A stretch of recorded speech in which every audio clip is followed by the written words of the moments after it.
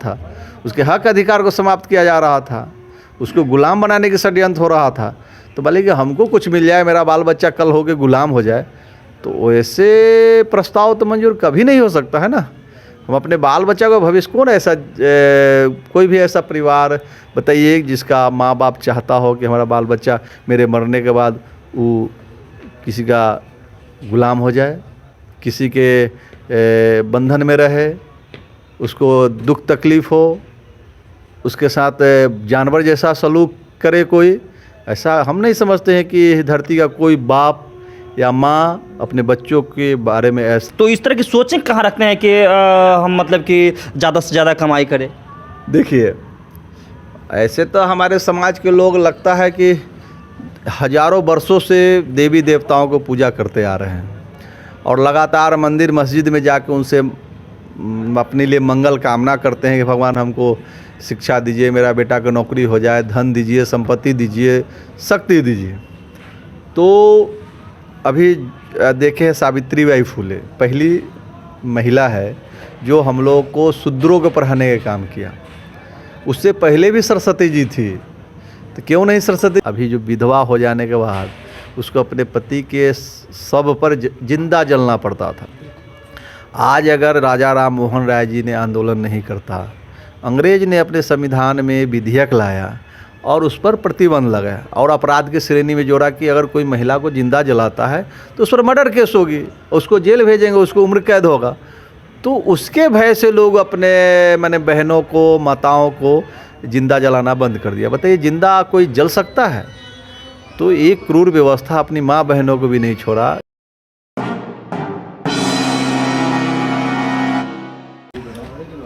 जय भीम, नमो बुद्धाय, जय मूल्यवासी। मैं इंद्रजीत और आप देख रहे हैं सिटीजन न्यूज। साथियों, मैं बताना चाहूँगा, अभी हम हाजीपुर में हैं और आज हम ऐसे व्यक्ति से बात करने के लिए पहुँचे हैं। काफ़ी समय हो गया, लेकिन समय शायद सर के पास भी नहीं था और मेरे पास भी नहीं था, लेकिन आज हम मिले हैं इनसे और ऐसे शख्स से मिलने आए हैं जो आज बीजेपी से इस्तीफ़ा दिए हैं और ईबीसी समाज से आते हैं और अपने समाज के लिए लड़ने का काम करते हैं।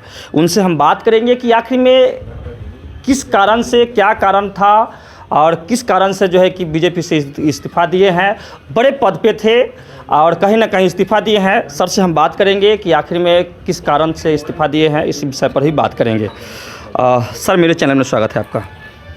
बहुत बहुत धन्यवाद आपके चैनल को, आभार भी। सर, अपना परिचय दे दीजिए। ऐसे तो बहुत लोग जानते हैं मेरे चैनल के माध्यम से, लेकिन खास करके हम अपना परिचय आप दे दीजिए। जयनाथ चौहान, प्रदेश अध्यक्ष, अति पिछड़ा आरक्षण बचाओ संघर्ष महामोर्चा, निवर्तमान प्रदेश अध्यक्ष, ओबीसी मोर्चा बिहार प्रदेश भाजपा।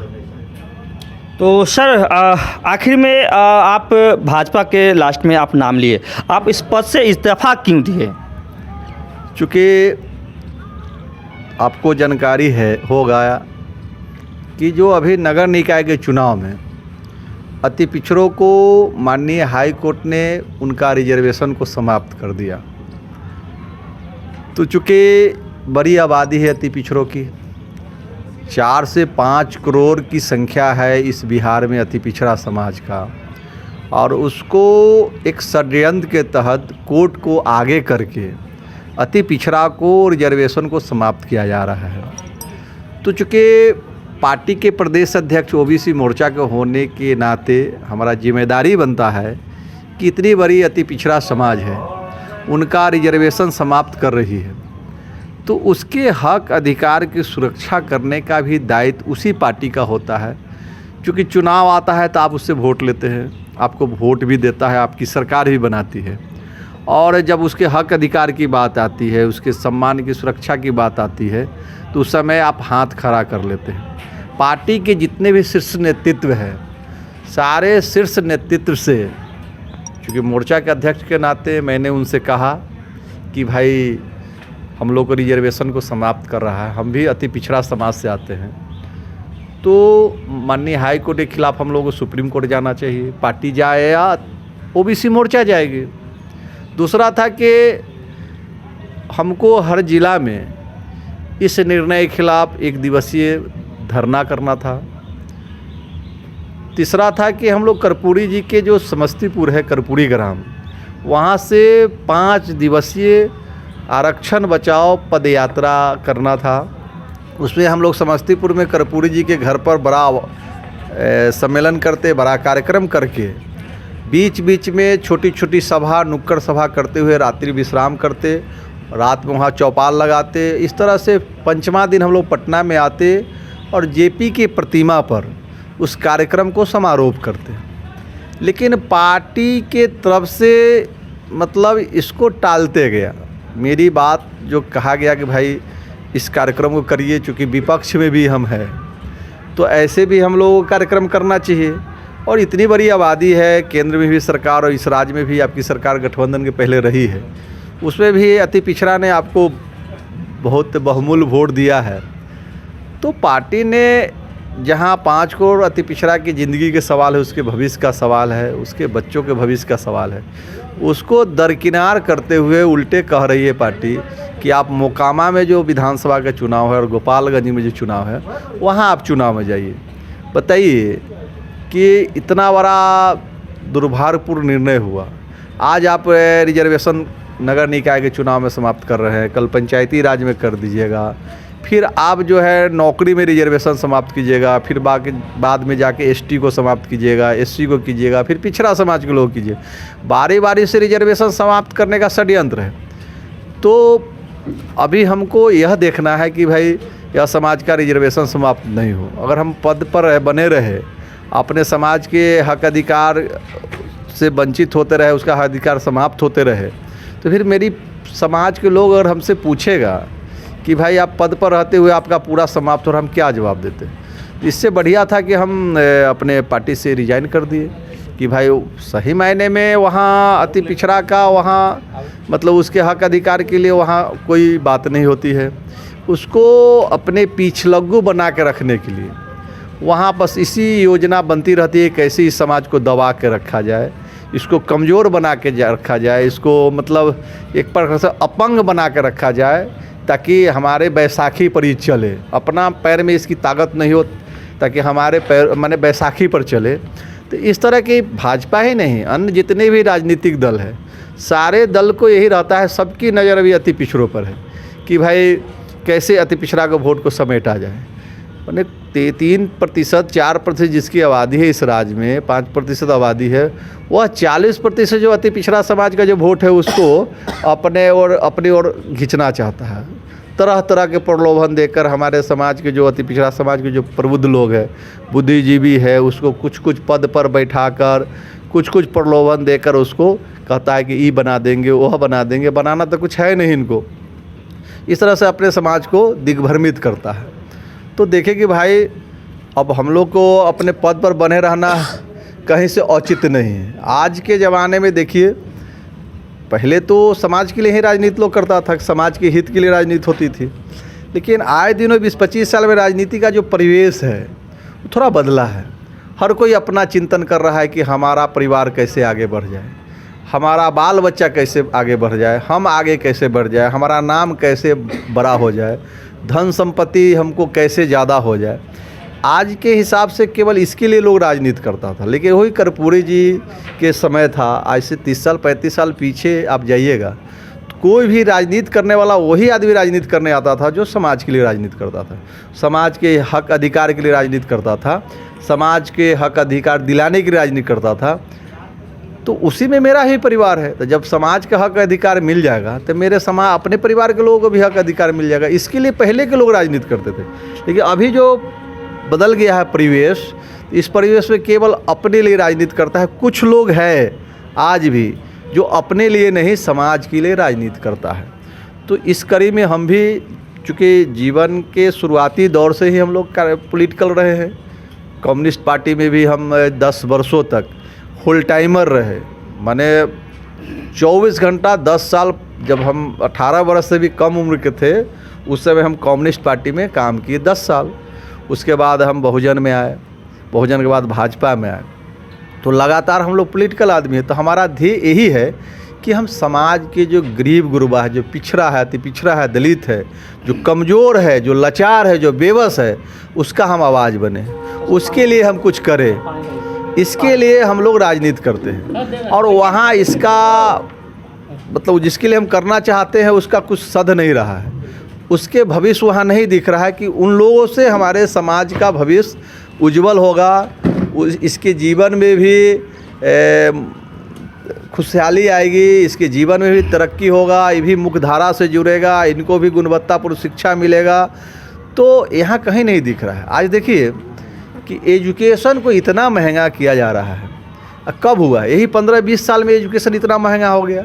अब जितने भी बड़े बड़े यूनिवर्सिटी है सब प्राइवेट हो गया है, और इतना महंगा है कि कोई भी मिडिल क्लास के आदमी अपने बच्चों को नहीं पढ़ा सकता है। कोई सरकारी जॉब में होगा, कोई शिक्षक है, मास्टर है, या ब्लॉक में एसडीओ ऑफिस में, चाहे जिला में कर्मचारी है, वह मिडिल क्लास के लोग अपने बच्चों को नहीं पढ़ा सकता है। क्योंकि देखिए अभी इतना महंगा हो गया है कि एक साधारण इंजीनियरिंग कराने के लिए 20 से 25 लाख रुपया की जरूरी है, और बाहर में रह के पढ़ेगा तो 10 से 15 लाख रुपये उस पर खर्चा होगा।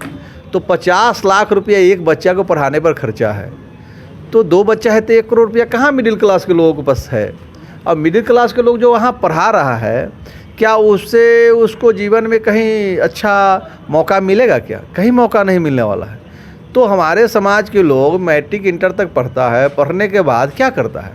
अपने जो दोस्त यार है या पड़ोसी से पूछता है कि भाई आप कहाँ बाहर में काम करते हैं, तो बाहर में काम करने की जानकारी मिलता है, लगता है कि हमको यहाँ जाने से हमको कुछ पैसा मिल जाएगा अच्छा खासा, तो बाहर चला जाता है, Gujarat, Punjab, Haryana. Matric inter pass करने के बाद, बीए पास करने के बाद जाते हैं। क्यों? वह जानता है कि इसके बाद की जो पढ़ाई है वह महंगी पढ़ाई है। हम जिस कॉलेज में पढ़ रहे हैं, इस कॉलेज में पढ़ने से हमको सरकारी नौकरी या मेरा मतलब भविष्य बढ़िया नहीं होगा। तो देखता है कि अब जो समय हम बिताते हैं, बचपन में होता है, इंटर तक मैट्रिक तक करते करते उसको समझ में नहीं होती है कि आखिर हम वही पढ़ेंगे तो उसको लगता है कि नौकरी हो जाए। बाद में समझ में आता है कि जो हम पढ़ाई पढ़ रहे हैं या हमारा गार्जियन जिस पढ़ाई में वहन कर रहा है उससे हमको नौकरी नहीं होगी। तो बाद में वह मूर्ख शहर की ओर अपना मुख मोड़ लेता है। तो 14-15 हज़ार रुपया उसको मिलता है। 14-15 हज़ार रुपया में बताइए कि 2,000 रुपया तो रूम रेंट वाला लेगा, 3,000 रुपया खाने पीने में लगता है, तो 5,000 रुपया हुआ। 1,000 रुपया अपने कपड़ा लत्ता तेल साबुन जो है उस पर खर्च है। बचा 1,000 रुपया आने जाने में भाड़ा में, तो 7,000 रुपया तो उसको खर्चा हो गया। बचा से 7,000। बताइए 7,000 रुपया अपने घर पर भेजेगा तो उसके बाल बच्चा का, परिवार का खाना पीना, माने उसके कर कुटुम आयल गेल बर बीमारी, दवा दारू, इलाज पानी, पूजा पाठ ये सब करेगा। तो बताइए उसको होगा? हमारे समाज के लोगों के जो अभी हालात है इस राज्य में, आज देखिए कोई भी जो मिडिल क्लास के लोग हैं, गरीब, सब कहीं न कहीं महिला हेल्प सेल्फ ग्रुप जो है उससे कहीं न कहीं कमिटी उठाए हुए हैं, लोन लिए हुए, हर महीना लोन भरता है। इस महीना इस सप्ताह उसको देता है, उस सप्ताह उसको देता है, उस सप्ताह उसको देता है। मतलब महाजन को पैसे देते देते मतलब कई पीढ़ियों से चलते आ रहा है। ऐसा नहीं कि आज हो रहा है, पहले महाजन से लेते थे, आज संस्था से ले रहे हैं, और अपनी गहरी कमाई को हम लोग उनको देते हैं। मतलब हालत बहुत गंभीर है हमारे समाज के लोगों को। और सरकार की जो नीति है, सरकार की नीति ऐसी है, वह इतने ही देता है ताकि उसको बचत नहीं हो, माने शेष नहीं बचे, उतना ही। यह नीति है सरकार की, जानबूझ की नीति है। क्या प्रधानमंत्री और मुख्यमंत्री को यह पता नहीं है कि 14,000 रुपया मतलब 7,000 रुपया उसको रहने खाने में खर्चा हो जाता है, और जो शेष 7,000 बचता है उसमें घर परिवार चल जा सकता है क्या? और उसके बाद ऐसा है सर, जो बात आप कह रहे हैं बहुत सारे लोगों को दिमाग से पार कर जाएगा, फोल्ड कर जाएगा। बहुत सारे लोग जो धर्म में आस्था रखते हैं उनको लगता है कि आज नहीं तो कल भगवान देंगे। तो इस तरह की सोचें कहाँ रखते हैं कि हम मतलब कि ज़्यादा से ज़्यादा कमाई करें? देखिए ऐसे तो हमारे समाज के लोग लगता है कि हजारों वर्षों से देवी देवताओं को पूजा करते आ रहे हैं, और लगातार मंदिर मस्जिद में जाकर उनसे अपने लिए मंगल कामना करते हैं कि भगवान हमको शिक्षा दीजिए, मेरा बेटा को नौकरी हो जाए, धन दीजिए, संपत्ति दीजिए, शक्ति दीजिए। तो अभी देखें सावित्री बाई फुले पहली महिला है जो हम लोग को शूद्रों को पढ़ाने का काम किया। उससे पहले भी सरस्वती जी थी, तो क्यों नहीं सरस्वती जी हम लोग को पढ़ाने के काम की थी पूजा अर्चना तो लोग करते थे। तो सरस्वती जी को करना चाहिए था ना। ज्योतिबा फूले हम लोग के लिए संघर्ष किए, पढ़ने के लिए लड़े, अपनी पत्नी को भेजे पढ़ाने के लिए। तो सावित्रीबाई फूले पहली महिला है इस देश के जो हम लोग को पढ़ने के लिए हक अधिकार दिलवाया और पढ़ाई भी। सरस्वती जी को पूजा करने के बाद भी तो नहीं हमको मिला कुछ, तो इससे कुछ नहीं। अभी देखिए सामने यहाँ बाबा साहेब भीमराव अम्बेडकर जी हैं, उससे पहले भी तो हम लोग शंकर भगवान से लेकर सभी देवी देवताओं को पूजते आ रहे थे। और जब भी कोई मंदिर में जाता है तो कुछ न कुछ भगवान से मांगता है, तो मांगने के बाद काहे नहीं पूरा हुआ? पूरा करना चाहिए था, क्यों नहीं हक अधिकार मिला? कुछ लोगों का कहना है कि दिल से नहीं मांगा या दिल से पूजा नहीं किया, इस कारण से नहीं मिला। अरे भाई ये सब भ्रम है, दिल से पूजा नहीं, पूजा तो दिल ही से लोग करता है। और अपने यहाँ देखिएगा छठ पर्व, तो अब बिहार में छठ पर्व होती है विशेष रूप से। इतना पवित्र पर्व इस देश में कोई पर्व नहीं है, या हम मानते हैं कि दुनिया में नहीं होगा। इतना नेहा खा है, तो उसके बाद जो है मतलब खरना होता है, खरना के बाद संझिया रक्त पड़ना, इतना साफ सुथरा से, और जाके किसी न किसी तालाब में जाकर मैंने सूर्य भगवान का अर्घ देता है और उसमें दोनों दिन मांगता है। मैंने 5-6 दिन लगातार भगवान से, दुर्गा पूजा 10 दिनों की होती है और उसमें भी मांगते हैं। तो आदमी तो कोई किसी से श्रद्धे से मांगता है, यहाँ से लेके यहाँ तक टिक लेती है हमारी माँ बहनें, और तब जाके वहाँ करती है। जबकि कोई टिकने की ज़रूरत नहीं, बिना टिके भी मांगेंगे तो होगा। तो इस प्रकार से जाके मांगती है, खोइचा भरती है कि ताकि मेरा भी खोइचा कभी खाली ना हो। माता की खोइचा भरेंगे तो मेरा भी खोइचा भरा रहेगा, लेकिन आज तक भरा क्या, खाली की खाली है। इसलिए ये सब ढोंग है। ये ब्राह्मणवादी व्यवस्था, जो मनुवादी व्यवस्था के लोग हैं, मानसिक गुलाम बनाए रखने के लिए एक बड़ी षड्यंत्र है, समझे नहीं। बाबा साहेब भीमराव अम्बेडकर जी नहीं होते तो आज जो महिला अभी जो विधवा हो जाने के बाद उसको अपने पति के शव पर जिंदा जलना पड़ता था। आज अगर राजा राम मोहन राय जी ने आंदोलन नहीं करता, अंग्रेज ने अपने संविधान में विधेयक लाया और उस पर प्रतिबंध लगाया और अपराध की श्रेणी में जोड़ा कि अगर कोई महिला को जिंदा जलाता है तो उस पर मर्डर केस होगी, उसको जेल भेजेंगे, उसको उम्र कैद होगा। तो उसके भय से लोग अपने मैंने बहनों को, माताओं को जिंदा जलाना बंद कर दिया। बताइए, जिंदा कोई जल सकता है? तो एक क्रूर व्यवस्था अपनी माँ बहनों को भी नहीं छोड़ा। जो लिखा विधान मनु, अब उसको देखना चाहिए ना कि इसमें मेरी बहन भी है, मेरी बेटी भी है, मेरी माँ भी है।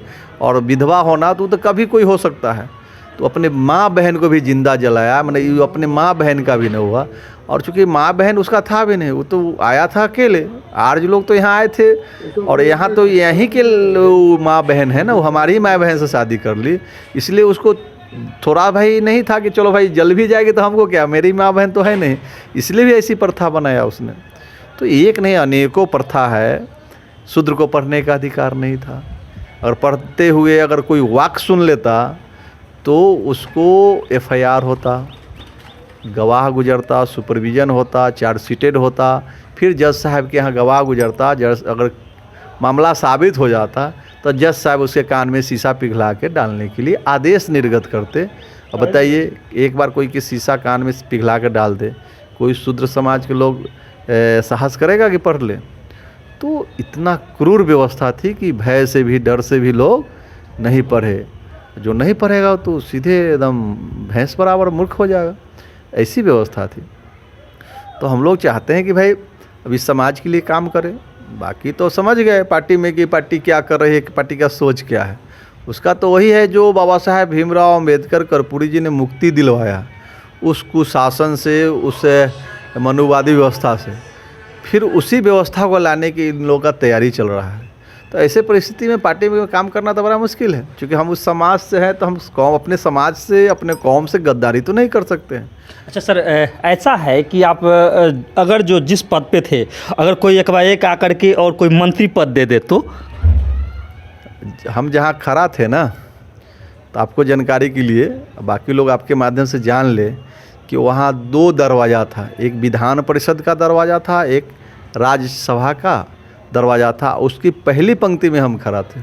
दोनों दरवाजे, इसी दरवाज़ा खुलता, जयनाथ चौहान या तो विधान परिषद बन जाता या राज्यसभा चला जाता। तो हम तो वहाँ उस पद को ठुकरा के आए हैं, तो फिर इसमें मंत्री पद MP MLA क्या है? समाज के लिए काम करने के संकल्प के साथ है ना, हमें ठुकरा के हैं, तो अब क्या चाहिए? हम तो थे ही। जैसी दरवाज़ा खुलता अब विधान परिषद का या राज्यसभा का, तो जयनाथ चौहान वहाँ जाता है। लेकिन चूंकि हमारा समाज का भविष्य समाप्त हो रहा ना था, उसके हक अधिकार को समाप्त किया जा रहा था, उसको गुलाम बनाने की षड्यंत्र हो रहा था, तो भले कि हमको कुछ मिल जाए, मेरा बाल बच्चा कल होके गुलाम हो जाए, तो ऐसे प्रस्ताव तो मंजूर कभी नहीं हो सकता है ना। हम अपने बाल बच्चा को भविष्य, कौन ऐसा कोई भी ऐसा परिवार बताइए जिसका माँ बाप चाहता हो कि हमारा बाल बच्चा मेरे मरने के बाद वो किसी का गुलाम हो जाए, किसी के बंधन में रहे, उसको दुख तकलीफ़ हो, उसके साथ जानवर जैसा सलूक करे कोई। ऐसा हम नहीं समझते हैं कि धरती का कोई बाप या माँ अपने बच्चों के बारे में ऐसा होते देख सकता है, या आने वाले मरने के बाद भी उसके साथ हो तो बर्दाश्त नहीं करेगा। तो हम लोग के बाल बच्चा को भविष्य को समाप्त किया जा रहा, कैसे बर्दाश्त करते? जिसको अपने बच्चे से मोह नहीं है, अपने पीढ़ियों से मोह नहीं है, वह पद, उसको पद चाहिए ना। हमको तो आने वाला पीढ़ी का मोह है कि भाई हमको तो हम लोग भी बहुत अच्छा नहीं रहे, हमारा अति पिछड़ा आज भी उनको न संतुलित आहार मिल रहा है, न अच्छा भोजन मिल रहा है, न अच्छा कपड़ा मिल रहा है, अच्छा खाना मिल रहा है, न अच्छा शिक्षा मिल रहा है। लेकिन आने वाला पीढ़ी को न मिले, उनको सब कुछ मिले, यह हम लोग चाहते हैं। और उसको जो हमको मिल रहा है वो भी उसको नहीं मिलेगा, तो ये तो मंजूर नहीं ना है कि हमको कोई पद दे दीजिए, हमारा समाज गुलाम हो जाए, मेरे बाल बच्चा गुलाम हो जाए, उसको हक अधिकार समाप्त कर दे लोग। तो अभी तो यही कर रहा है लोग ना। इसलिए अपने अति पिछड़ा समाज के लोगों के साथ साथ ST SC के लोगों से भी आह्वान करता हूँ कि बात को गहराई से समझिए कि हम लोग का हक अधिकार जो बाबा साहेब भीमराव अम्बेडकर जी ने दिया है, कर्पूरी ठाकुर जी ने दिया, उसको जड़ से समाप्त किया जा रहा है, रिजर्वेशने को समाप्त कर दिया जा रहा है। नौकरी तो रहेगा ही नहीं, तो फिर रिजर्वेशन कहाँ मिलेगा? इसलिए अभी जो हो रहा है कि न रहेगा बांस न बाजेगी बांसुरी, बांसे वो काट रहा है, माने नौकरी को समाप्त कर रहा है। नौकरी रहेगा तब ना रिजर्वेशन मिलेगा। कॉलेजियम सिस्टम से देखिए जजों की नियुक्ति हो रही है, सुप्रीम कोर्ट में, हाई कोर्ट में, लेटरल एंट्री के माध्यम से IAS की नियुक्ति हो रही है, सबको सचिवालय में ज्वाइंट सेक्रेटरी बनाया जा रहा है। सब क्या हो रहा है? बड़े बड़े पदों पर जिससे शासन होता है, वैसे पदों पर एक खास जाति लोगों को एक बैठाया जा रहा है षड्यंत्र के तहत, बिना परीक्षा, बिना एग्ज़ाम के, बिना इंटरव्यू के। बताइए, अपने यहाँ एक चपरासी को भी नौकरी करने के लिए उसको भी परीक्षा से गुजरना पड़ता है, उसको भी इंटरव्यू देना पड़ता है। और इतने बड़े बड़े पदों पर जाने के लिए नहीं कोई परीक्षा है, नहीं कोई इंटरव्यू है, पीछे के दरवाजे से भरा जा रहा है। ये क्या हो रहा है? क्यों नहीं UPSC से एग्ज़ाम क्यों नहीं लेते हैं? अब जजों की नियुक्ति जो करना है UPSC से क्यों नहीं करते हैं? 1 महीना में हम योग्य लोग मिल जाएगा। अब पीछे के दरवाजे से क्यों कर रहे हैं? कॉलेजियम सिस्टम तो कोई संवैधानिक संस्था है नहीं, तो असंवैधानिक संस्था है। तो जिसको संवैधानिक दर्जा प्राप्त नहीं है, उसका क्या हक बनता है, उसका क्या अधिकार बनता है कि वो जजों की नियुक्ति करेगा? उस पर तो अपराध की मुकदमा चलना चाहिए, उसको तो जेल भेजना चाहिए। सुप्रीम कोर्ट के जो जज है, पूर्व मुख्य न्यायाधीश हो, चाहे वरिष्ठ 4 जज है, उस पर अपराध का मुकदमा चलना चाहिए, उसको जेल भेजना चाहिए सरकार को। कैसे कर सकता है? लेकिन सरकार के दोनों के मिली भगत है, तब तो असंवैधानिक संस्था जो है उसके द्वारा जजों की नियुक्ति हो रही है। तो ये अच्छी बात नहीं है। हमारा अति पिछड़ा समाज, ST SC समाज के लोग समझ रहा है। अब हम अपनी बात, उनकी बात को उन तक पहुंचाना है। वो लड़ाई लड़ लेगा। हमारा समाज लड़ने में सब दिन लड़ा है, आज भी लड़ने के लिए तैयार है। मालूम नहीं है क्या क्या षड्यंत्र चल रहा है इस देश में। हमको केवल जो षड्यंत्र कर रहा है यही अपने समाज के लोगों को बता देना है। हमारा समाज अपना लड़ाई खुद लड़ लेगी, हम लोग को बताने की जिम्मेदारी है। चलिए, बहुत बहुत धन्यवाद। अभी सर की लंबे समय से बात आप सुन रहे थे। कहीं ना कहीं सर बहुत बड़ा कदम उठाए हैं, बहुत महत्वपूर्ण कदम उठाए हैं अपने समाज के लिए, अपने बच्चों के लिए। कहीं ना कहीं जो लोग इस चीज़ को नहीं समझते हैं उनको समझने की ज़रूरत है। कुछ और लोग हैं, इनकी विचारों से कितना सहमत है, शॉर्टकट में लोगों से जानेंगे। जो लोग मेरे साथ अभी बैठे हुए हैं उनसे हम जानेंगे कि आखिर में उनका विचार क्या है, इनकी विचारों से कितने सहमत है। मेरे चैनल में स्वागत है आपका। धन्यवाद। अपना परिचय दे दें। मैं विनोद कुमार पासवान, अफजलपुर धोबगट्टी पंचायत समिति सदस्य। सर, आखिर में जो अभी जयनाथ सर जो बात कहे हैं, इससे आप कितना सहमत हैं? बिल्कुल सहमत हूँ और बहुत ज़्यादा इस पर मैं बोलने की मतलब मैं बोल सकता हूँ कि जो अभी हमारे समाज के लिए बात जो कहे हैं और अपने बच्चों की शिक्षा देने की जो बात कही है बहुत ही अच्छी बोले हैं। और खुद को लालच नहीं होकर और दूसरों को अधिकार के लिए, अपने अधिकार के लिए एक लड़ाई लड़ने का काम हम लोग करेंगे, बहुत ही अच्छा बात कहे हैं। शिक्षा पर भी सरस्वती का भी बोले हैं, पूजा पाठ करने से कुछ उससे होने वाला। सरस्वती कितना पढ़ी लिखी है वो तो थोड़ा बता दे। जो पढ़ी लिखी नहीं है वो शिक्षा देने की कहाँ से काम करेंगे? वो बहुत अच्छा बात बोले इस पर। चलिए, बहुत बहुत धन्यवाद। और लोग हैं उनसे भी जानेंगे। मेरे चैनल में स्वागत है आपका। जी, मैं संजय कुमार, मुखिया पति, अफजलपुर धोबगट्टी। आखिर में जो जयनाथ सर जो बात कहे हैं, इस बातों से कितना सहमत हैं? 100/10% हम लोग सहमत है और रियल है कि हम लोग का समाज अब जाग चुका है। अब जो भी समस्या हमारे समाज में जो है वो सब का निराकरण निश्चित होगा, ये आशा रखते हैं। चलिए, बहुत बहुत धन्यवाद। सर हैं, इनसे भी जानेंगे। सीधा हो जाइए थोड़ा सा। सर, मेरे चैनल में स्वागत है आपका। अपना परिचय दे दें। हम भी बिशुनपुर बसंतपुर सूबे की पंचायत समिति पूर्व में हैं। अब जो भी है अति पिछड़ा के विषय में वो सही कदम उठाए हैं। अति पिछड़ा का सब दिन ठग रहे हैं काम किया सब लोग, बस इतना है कहेंगे। सब ठगा है अति पिछड़ा को। अब नहीं ठगाएंगे ना, अब हम लोग लड़ाई लड़ रहे हैं, उसमें आगे देखेंगे, हैं जगेंगे हम लोग। अभी भी तो अति पिछड़ा जग करने में और कलसा ढोने में हाँ टाइम लगेगा, लेकिन नहीं ठगाएंगे। लड़ाई जो हम लोग लड़ रहे हैं उसमें आगे मेरे बाल बच्चे जो होगा पूर्व नहीं उसमें ठगाएंगे। हम लोग जब कदम उठा गए हैं तो अगला पीढ़ी जो नहीं ठगाएगा। अभी हम लोग ठगने के बहुत अच्छी बात बोल रहे हैं कि अभी हम कदम उठाए हैं तो अगला पीढ़ी मेरा नहीं ठगाएगा। हाँ, सही बात। चलिए, बहुत बहुत धन्यवाद। तो आगे मैं कहना चाहूँगा कि जो भी अभी जयनाथ सर से बातचीत हुई और जो लोग इन लोगों से बातचीत हुई, इस बातों पे आप लोगों को क्या कहना है कमेंट के माध्यम से ज़रूर बताएं। और चैनल पर नए हैं, जब वीडियो वेरीफाई करने आते हैं तो चैनल को सब्सक्राइब करें, वीडियो को लाइक करें, कमेंट जरूर करें। फेसबुक पेज से देखें तो फेसबुक पेज पे कोई फॉलो ज़रूर करें, उस पर भी कमेंट ज़रूर करें। और आप जो वीडियो देख रहे हैं, ये कैमरा के पीछे भाई चंदन जी हैं। चंदन जी के माध्यम से वीडियो पूरा कवर हुआ है। उनको तहे दिल से धन्यवाद। और चैनल पर जब आते हैं, वीडियो वेरीफाई करते हैं तो कमेंट के माध्यम से ज़रूर बताएं। जय भीम, नमो बुद्धाय, जय मूल्यवासी। धन्यवाद। वीडियो को लाइक करें, कमेंट्स करें, शेयर करें और चैनल को सब्सक्राइब करें। धन्यवाद।